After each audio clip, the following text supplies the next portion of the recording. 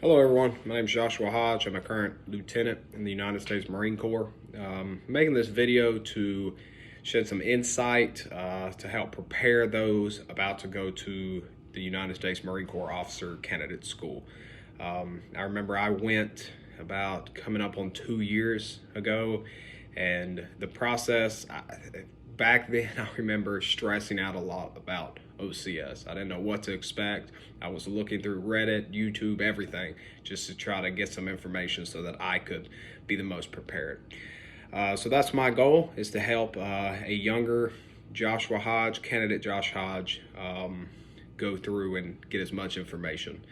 I'm gonna break this video up into 5 parts. I actually have my 239 schedule right here from every single day of what we did, with some deviations obviously, but I'm all separated into in-processing phase, the transition phase, the adaptation phase, the decision-making and execution phase, and then finally the mentorship and out-processing phase. So without further ado, in-processing. So I checked in on January 15th, which was actually my birthday. I remember being extremely stressed, but I kind of knew what to expect. Unfortunately for me, I was actually at the previous OCS class, 238. I was there for about 3 days, took a COVID test, and it came back positive to my surprise. And so they shipped me back home, and they told me that I'd probably have to go through the board process again. Thankfully, I did not have to go through it again. I was given an automatic seat to the next class, which was OCS 239, winter class, unfortunately. And yeah, so I showed up on January 15th. You just go to the Quantico base, and you're going to drive a long drive all the way to the back to Brownfield, which is a former airfield that they've now converted into what is Officer Candidate School. I've always said that the hardest part of OCS for me was in processing, and to this day I can say that in processing was the worst part of OCS. You sit there from 05 to 2100, literally doing paperwork, answering questions. They will bring you into class. You will go to breakfast, lunch, dinner, and then most of the time you're just sitting there on your little chest, right at your rack, meeting other people, maybe doing some knowledge, but you were sitting there the entire time. I had a very difficult time sleeping during in processing because I was just sitting down all day, and then they just randomly tell you, hey, go to bed at 21. You may have fire watch, and I didn't get any sleep during in processing because I just couldn't go to sleep. I guess the anxiety and the stress of like, oh my gosh, this is about to happen. What I've been working for the past like 2 years to do is about to happen. And yeah, in processing was hell for me. I was so glad whenever we finally picked up. But some things you can expect through in processing. Whenever I went, we were still going through COVID, so we actually had 10 days of in processing. But from what I understand, that is not normal. Before I went, the normal thing was, you checked in on a Friday or a Saturday. You did some paperwork, your basic in processing paperwork, signing your life insurance, signing some other forms, preparing you for the class. You may have had a medical examination on another day. Then you picked up your SIF gear. Then you picked up your uniforms and the stuff that you had to pay for, which I think is about like $500. And then you run your PFT. The PFT, I will say at OCS, be prepared, because the level of physical fitness at Officer Candidate School, and especially TBS, I'd say lieutenants are the most fit people in all of the Marine Corps. It is not uncommon for, I'd say, a fourth of the class to get under 19 minutes. And everybody that was there got under 24 minutes. And I think 24 minutes is something like that is the minimum. So make sure you're physically fit. I would say the average from what I saw is around 21 minutes, maybe even less than that. If you can run under 21 minutes, I would say you're probably going to be right in the middle, and you'll probably be fine. As far as pull-ups, I'd say the majority of people maxed out their pull-ups, whether that's 20 or 23.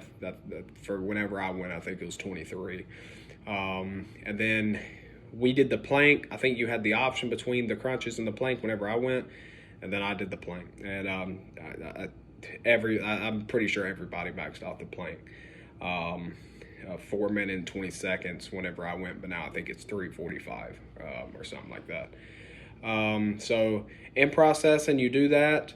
You make it to the culminating event, which is pickup day. From what I understand, pickup day, we just went to breakfast like normal.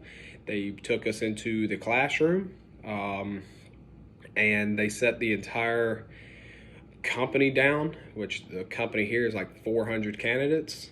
They set us down, and the CEO, the colonel there, basically gives us the spiel on what we're going to be doing.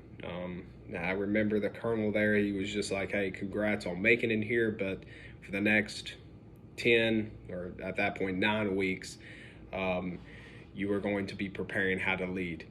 And you know, they bring your platoons, the drill instructors up, the sergeant instructors, and they introduce each and every one of them.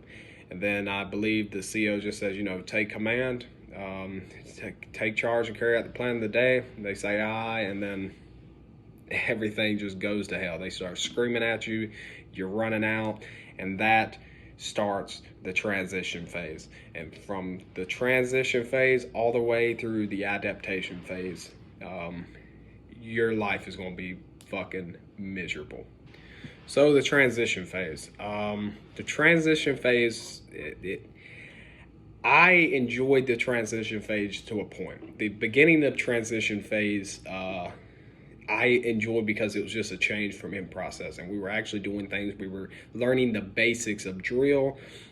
We were transitioning from civilians to officer candidates, and the sergeant instructors messed us up pretty hard. We had some pretty tough sergeant instructors, but at first, I remember during the transition phase, I could not stand them. I hated them. I thought that they were, you know, way too strong on us. I was like that. I was being sensitive with it, thinking like, you know, this is not normal. They can't do this to us, blah, blah, blah. And you know, they eventually, they beat that out of you in a figurative sense, obviously not literal. But you learn the discipline. You start doing your PT during the transition phase every morning, and you start taking like your serious classes. And that's how you're going to get evaluated here. You're going to get evaluated through academics, leadership, and physical fitness. And so I remember during the transition phase, those were the hardest PTs that I remember at OCS. Transition phase, you'll start doing the 3 loops. You'll do the juniors and seniors fartleks. And the fartleks, from what I remember, were the hardest PT that we did there. They are runs where you stop every quarter, half a mile, and then you do a small exercise. What made them so difficult was that they would break you up in groups according to your running ability. So there was like group A, group B, group C, all the way down. And it would basically be like, hey, if you had under 18 minutes to like 19 minutes, you're going to be in the fastest group. If you were this to this, you're going to be in this group, and blah, blah, blah, and so on. Unfortunately, or fortunately for me, I was in the fastest group. I ran under 18 minutes, and I didn't struggle with the PTs, but they definitely were like, they were even quick to me where I was like, okay, I'm getting an exercise. I'm definitely feeling something. We had a lot of people fall out of those fartleks. Fortunately for me, I never did, but I'm not gonna lie, they were tough PTs.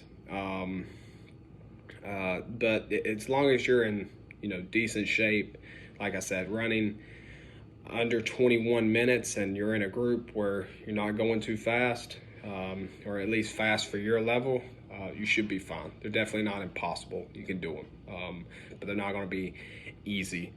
During the transition phase, you also start your hikes. I remember the hikes at OCS were very easy. Start with 3 miles, 6 miles, and I think the longest one you do is 9 miles.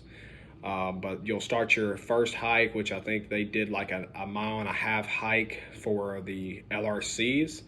And then the 3 mile hike you do for like your soli or something. And so your hikes are always going to be joined with some type of field exercise or some type of big event, your solis or something like that. LRC, the leadership reaction course 1 and 2 were during our transition phases, and the LRCs, from what I remember, were pretty simple. You're giving a task, they explain the situation to you, then you go to your little fire team, which is 3 or 4 people, and you basically explain, you know, how you're going to fix the problem.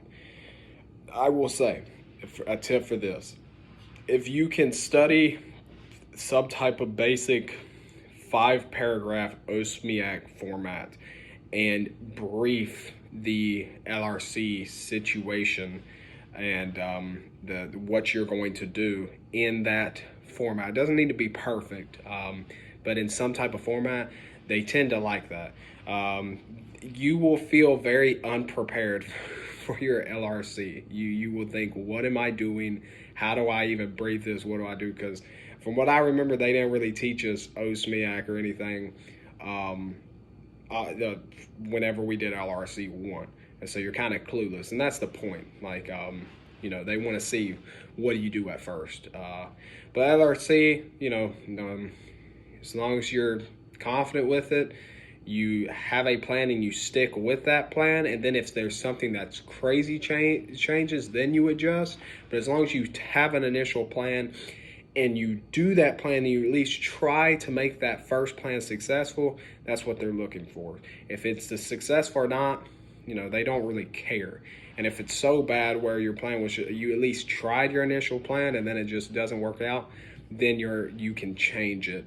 But whatever you do, if you have a plan, stick with it.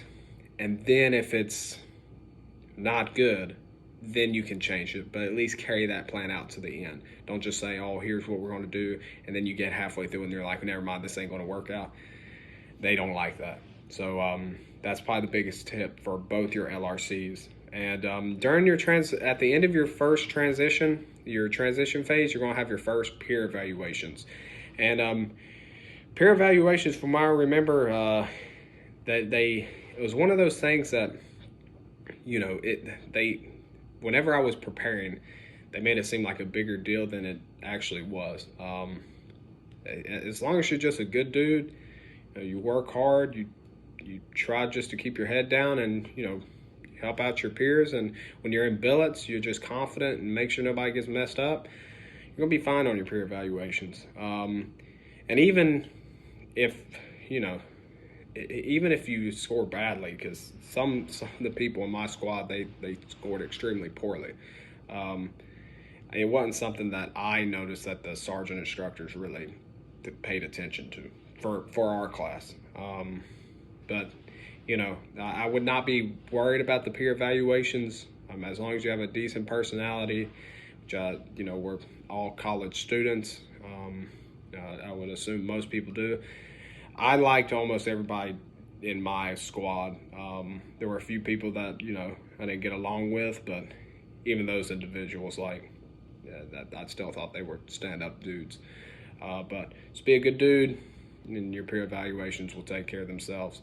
At the end of transition phase, you go into the adaptation phase, and you'll notice not a substantial, but you will notice a decrease in the sergeant instructors messing you up. You will notice a increased presence of your platoon commander, so the actual platoon commander, who are usually captains. and they will start doing more classes, sitting you down in your little bays and doing classes and really talking about their experience.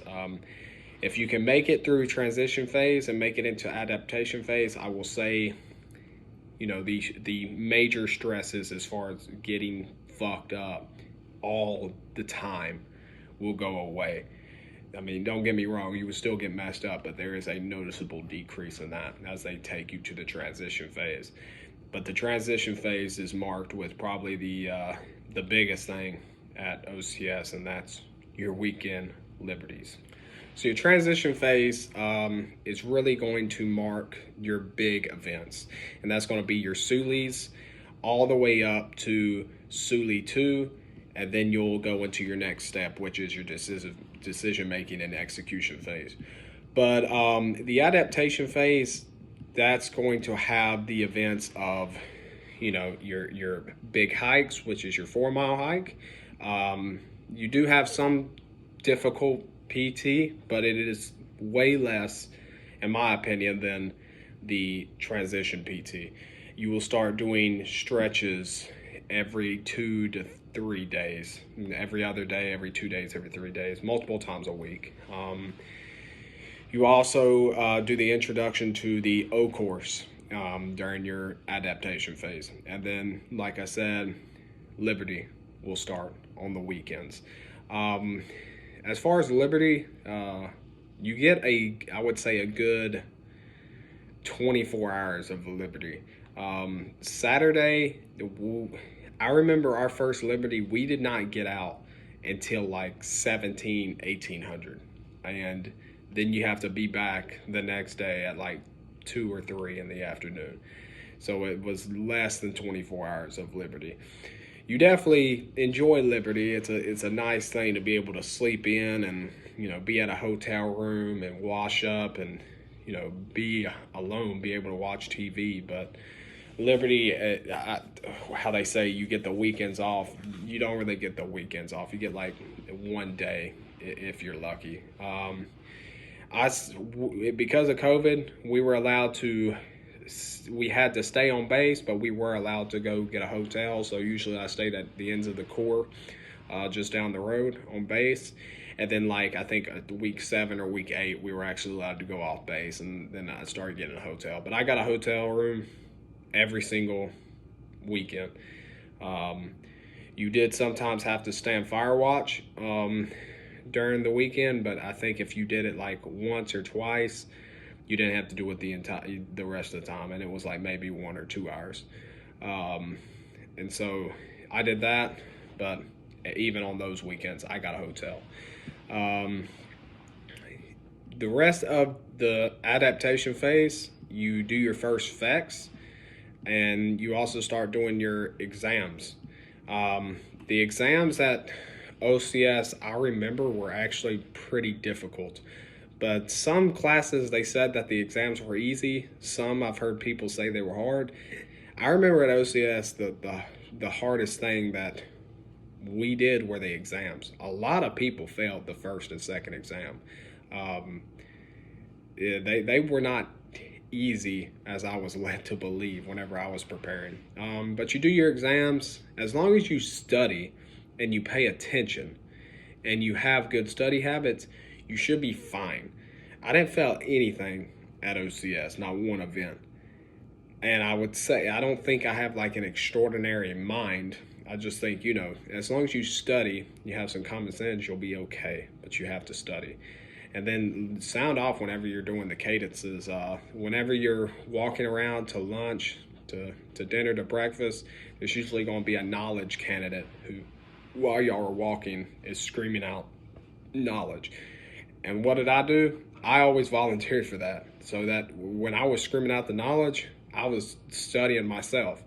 And so I would highly encourage, whenever you go there, volunteer for stuff like that. Not only are you going to help yourself, people are going to know you as like, oh, that's the dude who does the knowledge. They're going to respect you for that. And then your peer evaluations go up. So getting involved in those ways, that's always good. So I'd highly encourage, when you go there, be the dude who yells knowledge, because that's to me the secret to excelling at academics. The biggest event during your adaptation phase is going to be Suli 1. You're going to have effects, which effects is a field exercise. You're going to go out there and into the woods. We were bussed out there, and then I believe we hiked back. I want to say we either, or maybe, no, we were bussed out there, and then we did our practice Suli. In the afternoon before you do a Sulis, you're going to do a practice, and they're just going to like take you out. They're going to run through like situations, and you're just going to learn how to do some basic map work, do some basic OSMIAC paragraph order, and then brief it. And then usually it's one of your sergeant instructors who's with you. They're just going to tell you, hey, this is what you did that right, this is what you did wrong, and you run through your entire fire team or squad. Since it's Suli 1, it's going to be a fire team, and they just tell you, hey, tomorrow this is what you need to change, this is what, blah blah blah. You go back, you get in your little tents, which I remember that was another thing, you had to keep them in line, and that's a whole nother situation, is how the FXs went. But you go to sleep, and then you wake up dark ass early in the morning at 05 the next morning, do accountability, and then you sit there, you draw your little blanks ammo, and then you start doing Suli 1. And Suli 1 is a fire team level exercise. And you're going to have different situations. They're going to tell you, hey, this is a situation. You're going to have some type of 5-paragraph order skeleton, which I'll probably make another video about that. And then you're going to brief it to your fire team. You're going to try to execute the mission, doing the different formations and stuff, which you should try to be training before you go to remember those things. And then you're going to execute the mission. At the end, they're going to just tell you right away like what they think. They're going to say what they think you did well, what they think you did poorly on. And yeah, I remember my Suli 1, the captain who was grading me said that I did extremely well. And Suli 1 was the highest graded event, the highest grade that I got in any of my events. I believe I got a 100 on it. So I did very well on Suli 1. I wish I would have done just as well as Suli 2 and Suli 3, but I did not. But it is what it is. After Suli 1 ends, I think you get bussed back to the barracks, and you wash up, and by that time, you go back to your normal schedule, which is PT in the morning, classes in the morning, and then, drill for the rest of the day, or doing other things, classes, blah, blah, blah. And I'll go through what a typical day at OCS is like. But yeah, after the Suli 1, the only other big event, like I said, is your introduction to the O course. You'll do the O course for the first time, and your PTs will now start being centered around major PT events, the O course, the endurance course, stuff like that. I'm trying to think what other, from the schedule, what other big things. Oh, during the adaptation phase, you also do the combat course. And the combat course, I'm going to tell a brief story of my experience of going through the combat course. So the combat course is probably the most well-known event at OCS, because the combat course has a piece of it which is called the Quigley. And if you've been watching any videos about OCS, you know what the Quigley is. It's like a little small creek area. You go under some obstacles, and then you go through this like big pipe, and then you bounce up, and then you keep doing. I thought coming in that the Quigley was its own event. You just did the Quigley. But no, the Quigley is a part of a longer course, which is, if I remember right, maybe a little over 2 miles, maybe close to 3 miles. You're running through obstacles and a combat load, which is like an LBV with 2 little canteens, maybe a Kevlar on your head, and I think you had your rifle. And you're running through this course, and you're just doing like obstacles, whether it's like a rope where you're climbing on, going up a little like net, going over the side, and you're doing it with a fire team. Now, if you remember, I said I checked into OCS, during January. So we went through winter OCS, and the Quigley, whenever I was watching videos, I just thought, the Quigley doesn't look that bad. You just going through swampy water, and then you go through it too. I'm not gonna lie, I was a little nervous because they kept saying how cold the water was, and the water was frozen. There was literally ice in the water. But I remember going through the combat course, and they show you the combat course before they like run through a small demonstration.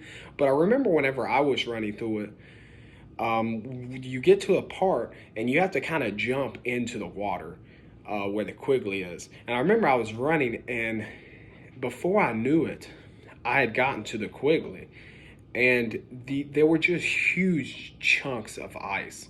And I remember one of the sergeant instructors was just like, "Jump in, go." And it shocked me that we were already at the Quigley. And so, I jump in, and immediately my body is just like, fuck this. No, we do not want to be here. It was so cold. I remember coming in, I just hit my knuckles on a big block of ice, and my knuckles just instantly started bleeding. And it was just miserable. It was freezing cold. I keep walking, and I keep going, and you go through the first obstacle, which is this big tube where you have to just crawl under it.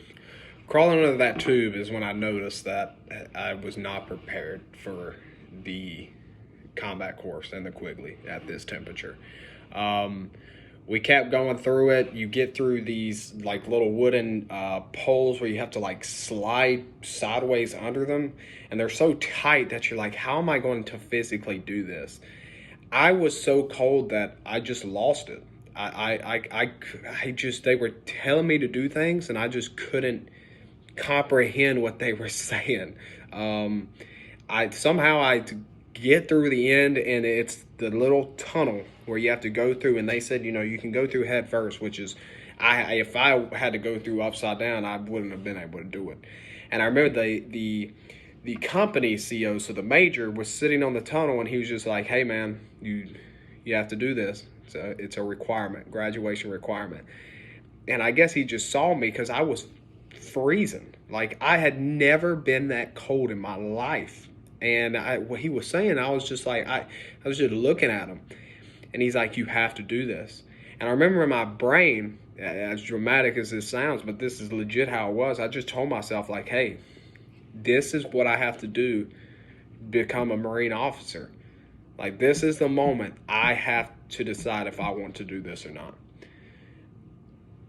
I somehow pushed my head underneath the water, forced myself to go in there. I pushed forward, and I just remember the major's hand coming through, grabbing the strap of my Kevlar, and just pulling me through the tunnel for me. And I just went through like a little fish, and I just got up, and I remember him just saying, "Run, go." And I remember I got up, and I was so cold that it's like a rainbow, just colors were flashing through my vision, and there was just this constant ringing sound in my ears. And I got up, and I remember I tried to run forward, and I could only make a right turn. I just kept running to the right through the woods. And they were like, "What are you doing? Run straight."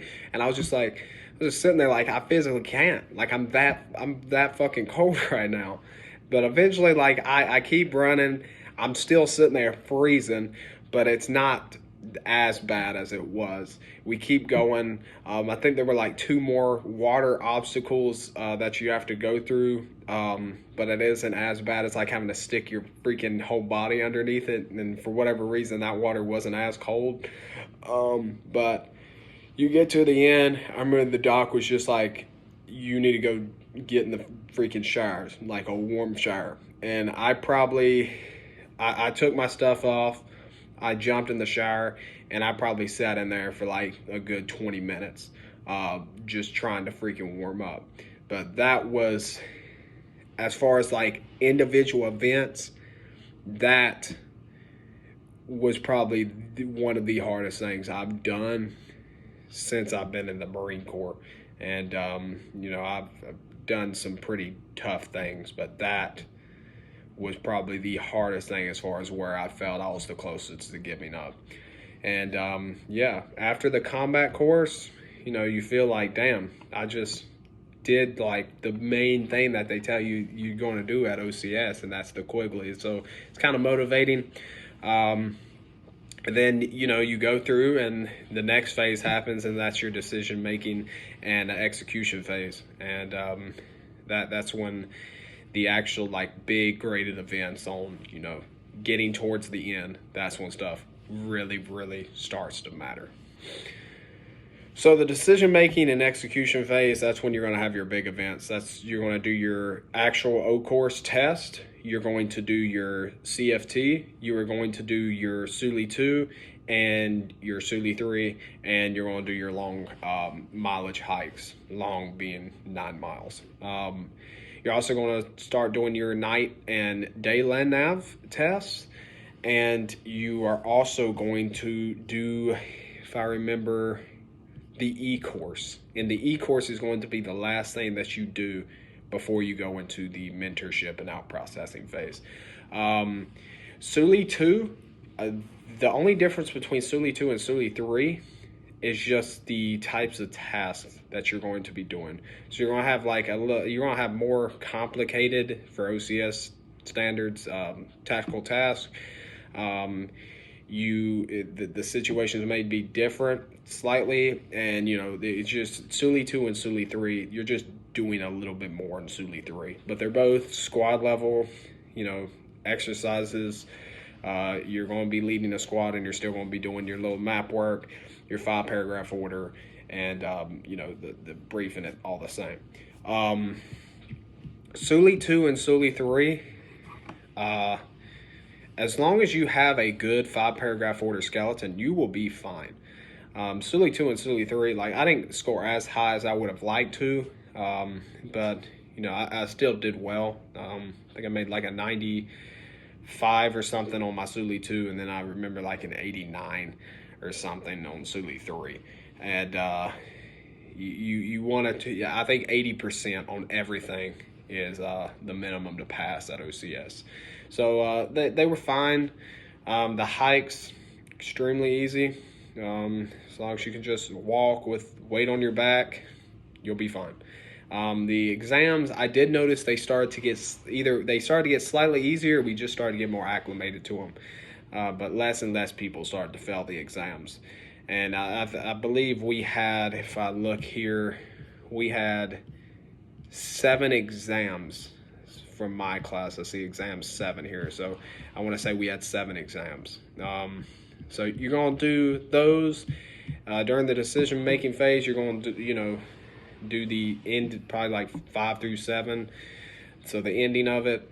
And then you're going to do your O course. I think 1 minute is 100, and then 2 minutes is like the minimum to pass. I want to say I got like a 108. But a lot of people got below 1 minute. I want to say, like, if you can get 115, 120, you'll be fine. Meaning, like, you won't stick out. But I will say, if you can't get it under 2 minutes, you're going to stick out, and you run the risk of failing an event, which you don't want to do. The E-course was probably, next to the Quigley, was the second hardest thing I felt at OCS. The E-course was surprisingly hard the first time we did it, especially the times they do. So the E-course is going to be, I want to say, around 3 miles, maybe 3.5 miles. It's going to be similar to the combat course. You were going to run through the Quigley, but you're not going to go underneath the obstacles. You're just going to actually run through the water. You will have some obstacles. You will climb up a net. You'll go up and under some things, go through some barbed wire. You'll have a LBV with 2 little canteen holders and your rifle. And I want to say you will have your Kevlar, but you do not have to wear it while you're running. But you do have to put it on at parts. So you kind of want to have it in a place where, if I remember right, you want to have it in a place where you can easily put it on. The E course will start with the O course. You will run the O course, a complete thing, and then you will start your E course. And like I said, it's about 3 miles. If I remember right, a perfect score is like 33 minutes or 34 minutes, and the minimum to pass is like probably like 47 or something like that. I remember the first time I ran it, I got like 41 minutes or something like that. And I was one of the more physically fit people in my platoon. And I was toasted at the end of it. And I was just like, how the hell is anybody going to get close to a perfect score? And the second time you run it for an actual grade, I think I got like 34 minutes. So it was definitely just something you need to like acclimatize yourself to. But you'll be fine. If I will say, you definitely need good endurance, but by the end of that, like it's like you do this week 7 or week 8, you're definitely at a high level of physical fitness. So you should be fine. But if you're struggling to run, or you're one of the slower ones at OCS, I will say the E course was one of those events that a lot of people, if they almost got sent home because they failed it. And then you do your retest, and you have to pass it. It's a requirement. So make sure that while you're preparing, cardio is a big focus of your training, and not only cardio as far as running, but cardio with exercise intermixed with the running, and hard exercises, not just like 5 push-ups and then keep running. Like, train hard. It's only going to help you whenever you get to OCS, and it's going to make your life easier.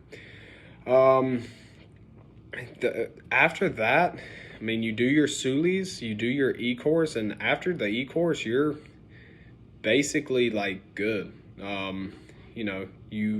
You go into your mentorship and out processing phase, and that is when you will notice the biggest difference at OCS. So the mentorship and out processing phase is about a week and a half long. You will be able to tell a noticeable difference between everything.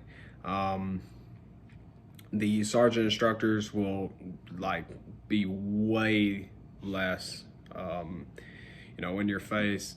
They're going to start encourage you. Instead of saying like this candidate, they're going to start saying I and me, and just really trying to take you out of this like weird OCS anxious like candidate phase into now being an officer of Marines. Some of the things that you'll do is you'll start doing the Tarzan course and the confidence course, which is from what I remember, it's like a big zip line, and then you jump across this one thing into ropes, and it's kind of fun. Everything in this phase is pretty fun. You'll do your platoon photos. What else? You'll do your Montford Point Challenge, a field meet. You'll have a bunch of classes, really talking about what it means to be a lieutenant, what it means to be an officer. You also go over the 6 F's, fidelity, fitness, all those. And then you also do what was our culminating event, which is the Medal of Honor run. And the Medal of Honor run is at the end you get your EGA, and it was a very special moment to me. I kind of went into this. If you would have told me, 4 years ago you're going to be a Marine, I would say you're crazy. And so just how I kind of got my journey into being a Marine, that moment of getting that NGA, and now they're saying like, hey, you are a Marine officer, you are a Marine. It was very special, something I will never forget. But that last week, you're doing your admin out processing, you're signing your commission saying, yes, I want to be an officer, because up to that point you can still say like, no, I don't want it. You turn in your weapons, you turn in all your SIF gear, and then you start doing your graduation practice, and then you also get your your final class rank. I was lucky enough to be an honor grad, finished first among my civilian cohorts in my class, so I did pretty well at OCS. They start talking about also the last 2 weeks, they start talking about TBS and that transition, and actually our company leadership came to OCS and just like basically did like an introduction of what TBS is going to be, because right after you graduate at OCS, you check into TBS, and it is literally that next Monday. You graduate on a Saturday, that next Monday you're starting TBS, unless you have other things like I think like OJT, where you're going off and working with your OSO, or you are delaying TBS for whatever reason. That wasn't me. I just went straight into TBS, and then had 7 months of TBS, which I may or may not do a video on. But yeah, you do your graduation practice, you do your family day, which is your little family run, and then you graduate and become a second lieutenant. My overall view of officer candidate school is extremely positive. I enjoyed OCS. There were definitely some hard parts of officer candidate school. I would say the hardest thing for me was the mental and emotional parts. It made me realize that me being away from home, me being away from my family, that was the biggest weakness that I had. It's something that made me realize something I didn't know about myself. And I think that's what you're going to figure out at OCS is, whether you want to or not, you're going to discover those things that challenge you, and you're going to discover parts of your personality that maybe you're not as strong in as you thought you were. And you're going to see that in other people too. And you can fall and start to fail on things because of that, or you can step up and try to make yourself better in those areas and then rise to the occasion, because you're not going to be great at everything at OCS. Like, there were things I definitely struggled with. I gave the story of the Quigley. I struggled with that. And then there were areas that I was pretty decent at. And you help other people, and all your entire platoon, the people in your company, you just feed off those people, and you all become better leaders because of that. I loved my sergeant instructors. At first I could not stand them, but then at the end, you see the change and the change that they made in you, and you see the hard work that they put into you, and you admire them for that. And that you, even to today, you have a deep appreciation for the staff NCO. And I just think how OCS is set up, it's a great school. I loved it. I loved the end of it. The beginning was tough, but if you can make it through those, I'd say those first 3 or 4 weeks, if you can make it to the first Liberty, I think you'll be fine, as long as you can perform at all the rest of the graded events. But if I had to say, like, give it a number on 10 being the hardest thing I've ever done, and then 1 being like the easiest thing,